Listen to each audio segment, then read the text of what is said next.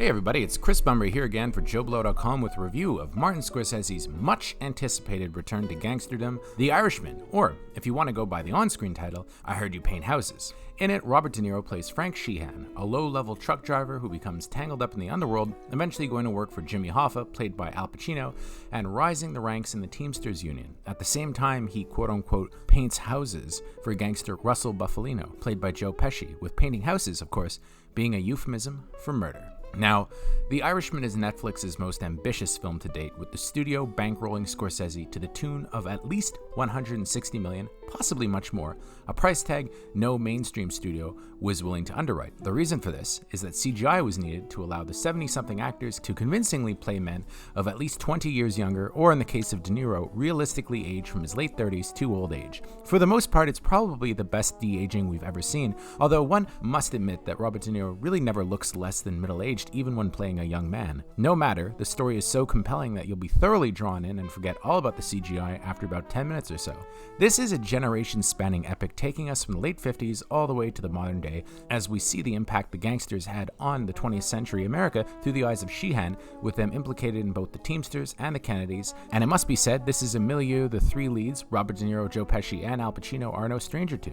In fact, at one point, Joe Pesci name-drops David Ferry, a character he actually played in JFK. While clearly following in the tradition of Goodfellas and Casino, The Irishman is a far more melancholy film, more similar at times to Raging Bull than a gangster film. Those movies were about youngish men in a fast-paced rock and roll lifestyle. Usually the gangsters were dead before they ever had to worry about getting old. The Irishman focuses on the long-term cost of this life, with two options seemingly being to grow old in jail or die violently. Every time a character is introduced, Scorsese includes titles revealing their eventual fates, and let me tell you, it ain't pretty. It's also a more slowly paced film, or one would say maybe deliberately paced, running over 209 minutes, but I have to say, this is probably the quickest 3.5-hour movie I've ever seen. In some ways it's different from Scorsese's other movies.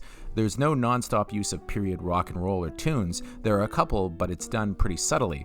In fact, the movie is mostly driven by Robbie Robertson's quiet score, which is extremely effective. Now, this is coming out on Netflix, but of course it deserves to be seen on the big screen and definitely looks like a major movie. The cast is perfect. Robert De Niro has been gearing up to play this role for years, and in fact, it makes sense now that he had to wait until he was an old man to play it. For most of the movie, yes, he is playing a character that's significantly younger than him, but it's the last half hour of the film, which follows Sheehan as an old man, that really gives the film its impact, and you understand what Scorsese's been driving at all along. Joe Pesci, who's been off-screen for years now, looks like he's never lost a beat as Russell Buffalino, and his chemistry with De Niro is as good as always, but it's also a very, very, very different role from the ones that he played in Goodfellas and Casino. He's no live wire. His Russell Buffalino is actually kind of a quiet guy, someone who likes to negotiate with people, only resorting to murder when he has to.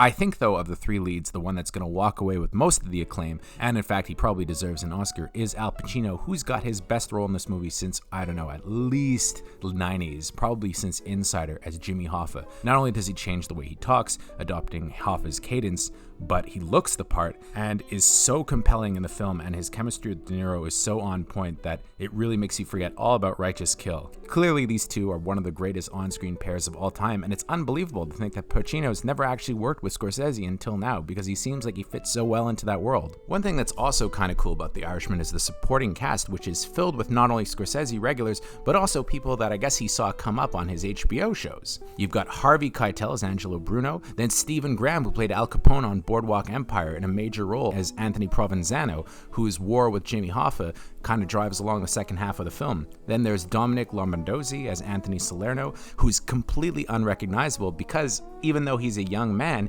he plays a character that's pretty much De Niro and Pacino's age in the film, so they put him under tons of CGI makeup, and it's amazing. Stand-up comic Sebastian Maniscalco plays Crazy Joe Gallo in a really effective role, and then Ray Romano is absolutely excellent as Bill Buffalino, although that should be no surprise to people who've been seeing how Romano's been kind of reinventing himself as a serious actor ever since his role on Vinyl and the underrated TV series Men of a Certain Age. Lots of other Scorsese favorites show up, including Jack Huston, who plays Robert F. Kennedy. And then, of course, there are people like Jesse Plemons, who's never worked with Scorsese before, but definitely fits into the world, although I would say that his role is probably smaller than you would have thought. Perhaps, even though it's a 2.5-hour movie, it feels like a couple of scenes might have been left on the cutting room floor because there are some huge actors that come into the film and have very small roles. But that said, I guess everybody just wanted to be part of a Scorsese movie. Probably of the female roles, the most important is Anna Paquin, who plays Sheehan's daughter Peggy, and her role is very effective in the film, as she's the one person who's kind of not won over by this mafia lifestyle at all, and in fact is terrified of the men in her life. Although her relationship with Jimmy Hoffa, the one person she feels close to, is actually quite touching and humanizes the film in many ways. Truly, I think this film is something of a masterpiece and perhaps one of Scorsese's best. Would I say it's equal to Goodfellas and Casino? I don't know, I'd have to watch it a couple more times. But definitely right off the bat, it feels like it could be their equal. And it's a film that I'm eager to revisit, especially once it hits Netflix, when I could just kind of soak it up in my own household. In fact, this isn't a bad way to watch the movie because it is a very long film, and it's a movie that you could probably pause and take breaks during at Netflix and makes it maybe an easier watch. But that said, I watched it in a movie theater, 3.5 hours straight through. Couldn't even get up to go to the bathroom because I was too afraid of missing anything. It was so damn entertaining, and you really didn't feel the running time. Like I said earlier, it was the fastest 3.5 hours probably of my life. I absolutely love The Irishman. I can't wait to watch it again, and I think everyone's gonna love it. I give this one a rare 10 on 10. It's just perfect. For JoBlo.com, I'm Chris Bumber. We're going to war with these people. War. Things have gotten out of hand with our friend. You gotta sit down, everybody says so. No, I'm not sitting down, I can't do it!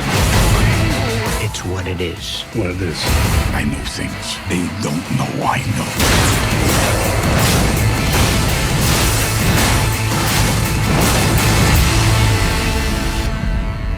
It's gonna happen.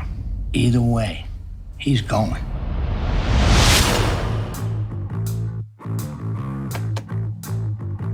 You know, I don't care whether you did it or not. That makes no difference to me. Yeah, I know. I'm here to defend you, right? Right.